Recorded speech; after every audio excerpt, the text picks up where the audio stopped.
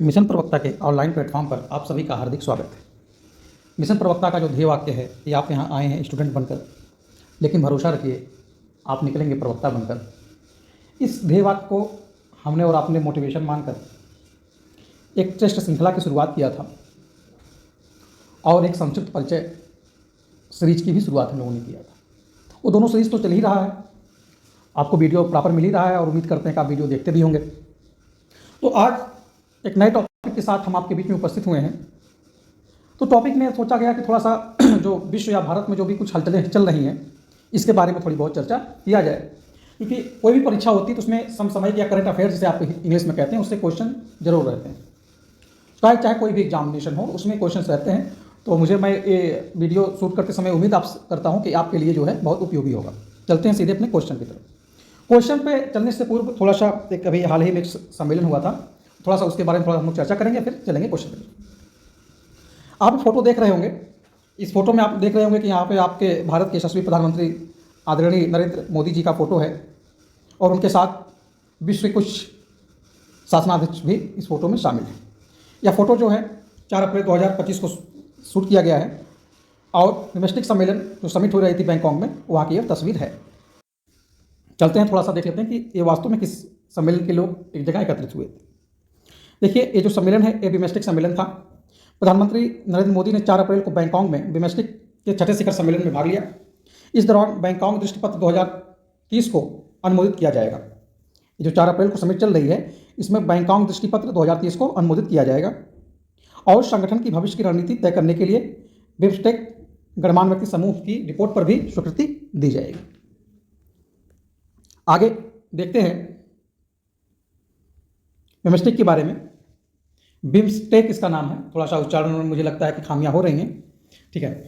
यह उप क्षेत्रीय संगठन वर्ष 1997 में बैंकॉक घोषणा पत्र के माध्यम से अस्तित्व में आया। प्रारंभ में इसका गठन 4 सदस्य राष्ट्रों के साथ किया गया था, जिसका संक्षिप्त नाम बिस्ट इस मतलब बांग्लादेश, भारत, श्रीलंका, थाईलैंड आर्थिक सहयोग था। मतलब ये जो सम्मेलन बनाया गया था यह बांग्लादेश, भारत, श्रीलंका और थाईलैंड के द्वारा एक आर्थिक सहयोग नामक संगठन बनाया गया था। वर्ष 1997 में म्यांमार के शामिल होने के बाद इसका नाम जो है बिमस्टेक कर दिया गया, ठीक है। वर्ष 2004 में नेपाल और भूटान इसमें शामिल होने के बाद इस संगठन का नाम अब बदलकर Bay of Bengal Institute for multi sectoral technical and economic cooperation कर दिया गया। बिमस्टेक का जो अस्थायी सचिवालय है वो ढाका में स्थित है। अब चलते हैं अपने सीधे क्वेश्चन की तरफ। तो हमारा जो पहला क्वेश्चन है वह कह रहा है कि हाल ही में किस देश ने अमेरिका के टैरिफ खिलाफ जवाबी कार्रवाई करते हुए अमेरिकी वस्तुओं पर 34% अतिरिक्त आयात शुल्क लगाने की घोषणा किया है।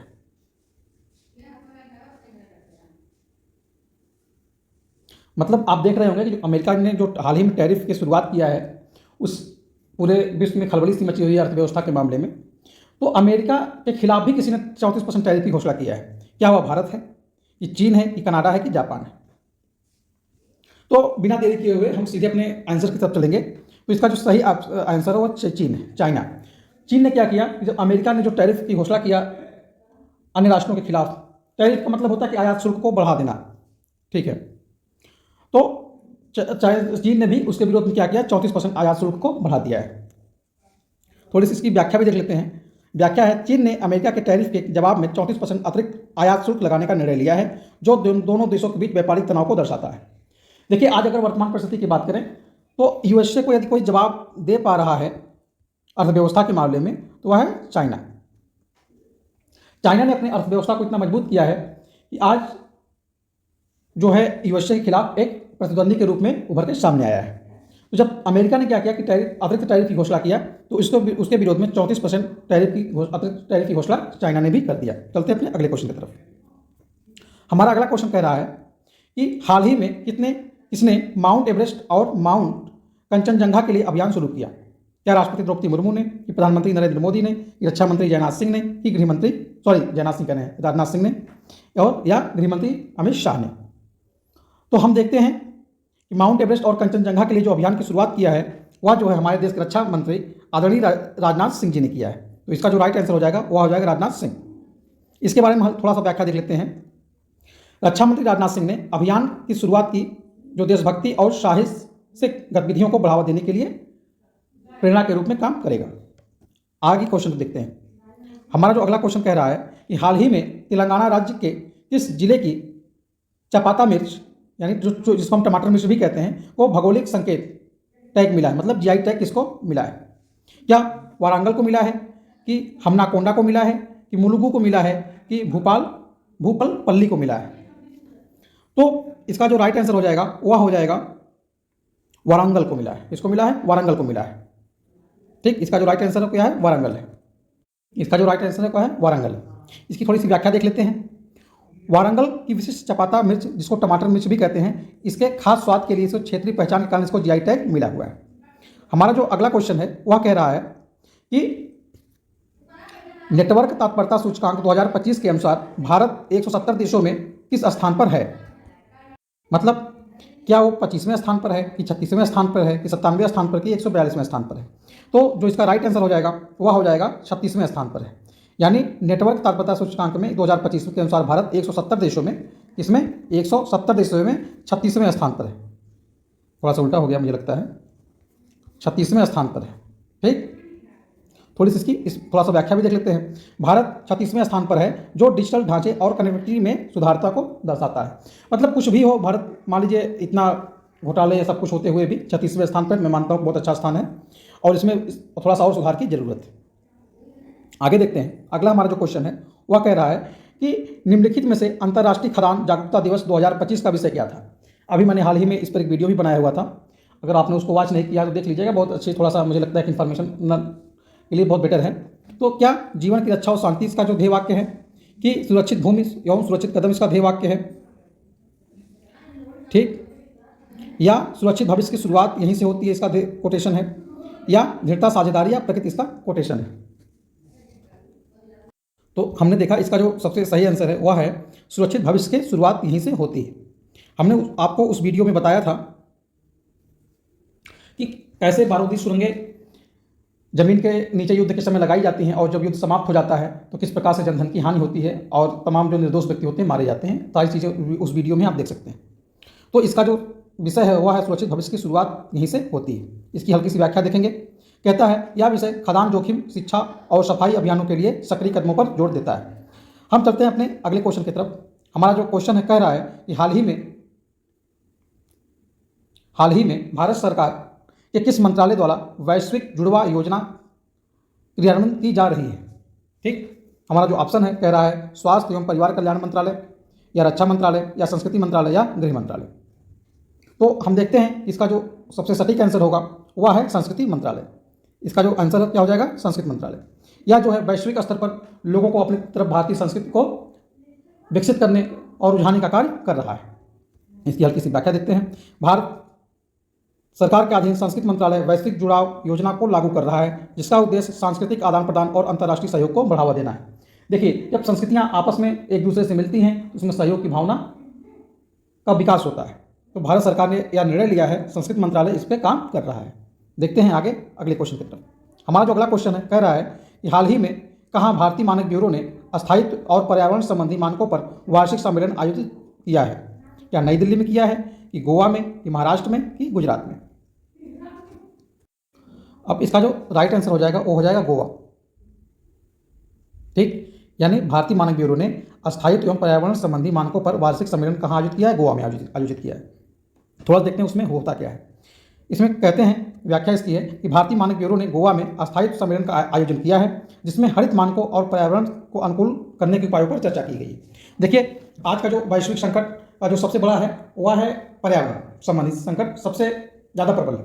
आप देख रहे हैं कि जो मौसम है या ध्रुवों से जो बर्फें पिघल रही हैं, जो ऋतुओं का जो क्रम है बिल्कुल उल्टा सा हो गया है। गर्मी के मौसम में इतना गर्मी पड़ना, ठंडी के मौसम में ठंडा, मतलब जो वातावरण क्लाइमेट जो चेंज हो रहा है, ये जो है विश्व संकट उभर कर सामने आया है।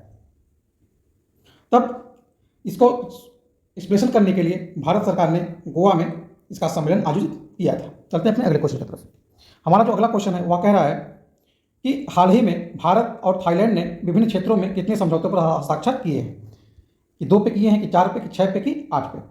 इसका जो सबसे सही आंसर है, भारत और थाईलैंड ने कुल 6 समझौतों पर हस्ताक्षर किए हैं। कितने समझौतों पर हस्ताक्षर किए हैं? 6 समझौतों पर हस्ताक्षर किए हैं। इसकी थोड़ी सी व्याख्या देख लेते हैं। कह रहा है कि भारत और थाईलैंड ने इसमें व्यापार में और पर्यटन, रक्षा आदि क्षेत्रों में सहयोग को बढ़ावा देने के लिए 6 समझौतों पर हस्ताक्षर किए हैं। मुख्य तौर पर व्यापार, पर्यटन और रक्षा के क्षेत्र में सहयोग के लिए 6 समझौते किए गए हैं भारत और थाईलैंड के बीच में। चलते हैं अपने अगले क्वेश्चन की तरफ। हमारा जो अगला क्वेश्चन है, कह रहा है कि हाल ही में जल शक्ति मंत्री ने कहाँ जल संसाधन गणना एप्लीकेशन और पोर्टल का शुभारंभ किया है। देखिए, बिहार दिवस के दिन ही जल दिवस मनाया जाता है, वैश्विक जल दिवस मनाया गया था। और जल ही क्या है? जीवन है। जल ही क्या है? जीवन है। तो जल संरक्षण के लिए एक एप्लीकेशन और एक पोर्टल की शुरुआत हुई है। तो हमसे क्वेश्चन पूछ रहा है, क्या यह शुभारंभ जो है नई दिल्ली में किया गया है, कि पंजाब में किया गया है, कि राजस्थान में किया गया है, कि हरियाणा में किया गया है। तो हम देखते हैं कि इसकी शुरुआत जो है नई दिल्ली में किया गया है। कहाँ किया गया है? नई दिल्ली में किया गया है। इसके बारे में जल शक्ति मंत्री ने नई दिल्ली में इस पोर्टल की शुरुआत की, जिसका उद्देश्य जल संसाधनों के प्रभावी प्रबंधन को करना है। यदि प्रभावी प्रबंधन नहीं होगा तो जल संकट बढ़ता ही चला जाएगा। इसलिए इसका जो शुभारंभ किया गया है, कहाँ किया गया है? नई दिल्ली में किया गया है। हमारा जो अगला क्वेश्चन है, कह रहा है कि हाल ही में 6वां बिश्केक शिखर सम्मेलन आयोजित कहाँ हुआ था। मुझे तो नहीं लगता कि इस क्वेश्चन पर कोई ज़्यादा विशेष चर्चा करने की जरूरत है, क्योंकि आप सब जानते हैं कि यह जो है बैंकॉक में यह सम्मेलन को आयोजित किया गया था। कहाँ पे? बैंकॉक में। 6वां बिश्केक शिखर सम्मेलन, बिम्स्टेक होगा, थोड़ा सा उच्चारण अशुद्धि है। शिखर सम्मेलन बैंकॉक में हुआ, जिसका उद्देश्य दक्षिण और दक्षिण पूर्व एशियाई देशों के साथ सहयोग को मजबूत करना था।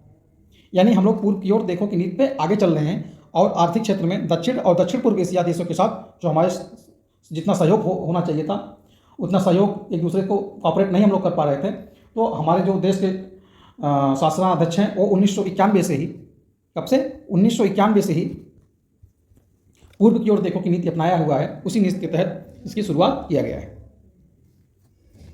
आगे हमारा क्वेश्चन है कि निम्नलिखित में से प्रतिवर्ष किस तारीख को राष्ट्रीय समुद्री दिवस मनाया जाता है। कोई भी पेपर हो उसमें तारीख यानी दिनांक से एक आध दो क्वेश्चन तो आते ही आते हैं। तो पूछ रहा है क्या 4 अप्रैल को मनाया जाता है, कि 5 अप्रैल को मनाया जाता है, कि 6 अप्रैल को मनाया जाता है, कि 7 अप्रैल को मनाया जाता है। तो मुझे लगता है कि इसमें कोई विशेष एक्सप्लेन की जरूरत नहीं है। आप सब जानते हैं कि 5 अप्रैल को ही राष्ट्रीय समुद्री जल दिवस मनाया जाता है। थोड़ा सा इसका एक्सप्लेन देख लेते हैं। कह रहा है कि राष्ट्रीय समुद्री दिवस 5 अप्रैल को मनाया जाता है, जो भारत की पहली वाणिज्यिक समुद्र यात्रा 1919 की याद में है। यानी एक आपको नया चीज़ मिला कि हम लोगों ने सबसे पहले 1919 ईस्वी में पहली बार व्यापार की दृष्टि से समुद्र की यात्रा किया था। किसके? व्यापार की दृष्टि से समुद्र की यात्रा किया था। उसी की याद के रूप में 5 अप्रैल को हम लोग वाणिज्यिक समुद्र यात्रा दिवस मनाते हैं। आगे चलते हैं। आगे हमारा जो क्वेश्चन है वह कह रहा है कि हाल ही में रंगोली बिहू उत्सव की शुरुआत कहाँ शुरू हुआ था। क्या सिक्किम में, कि झारखंड में, कि असम में, कि मध्य प्रदेश में। तो इसका जो सबसे सही आंसर है वह है यहाँ पे असम। रंगोली बिहू उत्सव की शुरुआत हुई, जो असमिया नववर्ष और फसलों के मौसम का प्रतीक है। यानी जो ये बिहू उत्सव है वह किसका प्रतीक है? वह फसलों के उत्सव का प्रतीक है। आगे हमारा जो क्वेश्चन है कह रहा है कि हाल में ही भारतीय रेलवे स्टेशनों और सेवा भवनों में सौर ऊर्जा स्थापना में कौन सा राज्य शीर्ष पर है। कहने का मतलब कि जो रेलवे स्टेशन है या कोई सेवा भवन है, कोई सरकारी कार्यालय है, उसमें ऊर्जा का जो स्रोत है, जो हम सौर ऊर्जा से रोशनी या ऊर्जा प्राप्त कर रहे हैं, सोलर सिस्टम से प्राप्त कर रहे हैं, उसमें कौन सा राज्य अग्रणी है। क्या गुजरात है, कि मध्य प्रदेश है, कि राजस्थान है, कि महाराष्ट्र है। तो देखते हैं इसका जो सबसे सही आंसर है वह है राजस्थान, क्योंकि राजस्थान में रेत पाई जाती है और गर्मी भी ज़्यादा, मतलब सूर्य की किरणें वहाँ पर ज़्यादा उपलब्ध होती हैं। तो उसने क्या किया, अपने जो प्राकृतिक विसंगति है उसको बोल सकते हैं, उसको उसने अपने टेक्नोलॉजी के माध्यम से कन्वर्ट कर सबसे ज़्यादा ग्रीन एनर्जी कहिए, यानी कहिए सबसे स्वच्छ ऊर्जा सौर ऊर्जा को प्राप्त किया हुआ है। ठीक, राजस्थान ने रेलवे स्टेशनों और भवनों में सबसे अधिक सौर ऊर्जा की स्थापना किया है, जिससे नवीनीकरण ऊर्जा को बढ़ावा मिल रहा है। यानी जो ऊर्जा के परंपरागत स्रोत हैं उससे हटकर नवीनीकृत ऊर्जा का स्रोत सौर ऊर्जा के रूप में राजस्थान हमारा अग्रणी राज्य है। आगे हमारा क्वेश्चन कह रहा है कि हाल ही में किस राज्य ने मुख्यमंत्री महिला उद्यमिता अभियान की शुरुआत किया? क्या केरल ने, कि पंजाब ने, कि असम ने, कि तमिलनाडु ने? तो देखते हैं कि बिहू उत्सव को मनाने वाला राज्य असम ने मुख्यमंत्री महिला उद्यमिता अभियान की शुरुआत किया है। इसका एक्सप्लेन, असम सरकार ने महिला उद्यमियों को वित्तीय सहायता और प्रशिक्षण के माध्यम से सशक्त बनाने के लिए इस अभियान की शुरुआत किया है। मतलब ये जो अभियान है इसमें महिलाओं को आगे करके उन्हें उद्योग धंधे व्यापार के क्षेत्र में वित्तीय सहायता और प्रशिक्षण के माध्यम से उनको उनकी भागीदारी को सुनिश्चित करने के लिए इस अभियान की शुरुआत किया गया है।